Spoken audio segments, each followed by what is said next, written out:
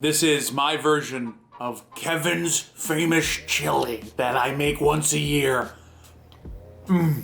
So if you're a fan of The Office or a fan of chili in general, definitely try to give this recipe a shot. I stay up all night and roast my own ancho chilies. This shouldn't take you all night, but in a dry pan, hot roast some chilies. Also, this is a recipe passed down from generations of Malones. So we're also gonna open fire roast some poblano peppers. So get that over your fire and then seed the anchos, get all those seeds out of there and soak them in hot water for at least 20 or 30 minutes. We wanna make sure that they get nice and soft.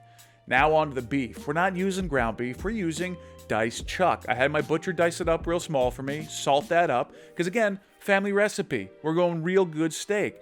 Put that in a hot pan with some oil. We just want to get a little bit of brown. We're not cooking this all the way through. That's gonna happen in the low and slow later.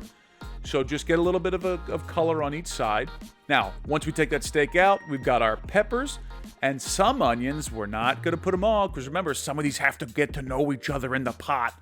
We've got shallots, we've got a ton of sliced garlic. I like to make mine sliced, not chopped all the way. I like to have a little bit of bite to them.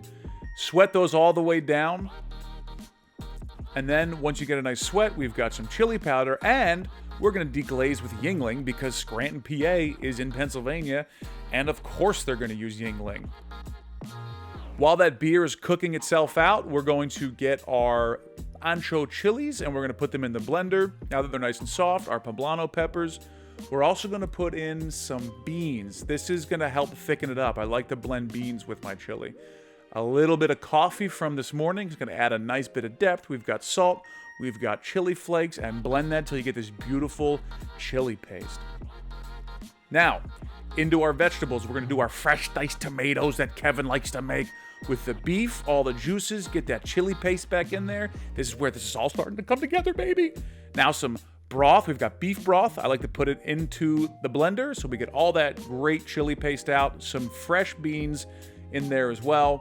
Then we're going to cover it and cook it as long as we want to, as low as possible. I'm going about 5 hours. Once that comes off, take it off the heat, put in some low sweetness baker's chocolate, and then some of those onions from earlier, because remember, they got to get to know each other in the pot. Multiple different textures. This is going to make it incredible. Stir in that chocolate. Now we just have to serve and enjoy.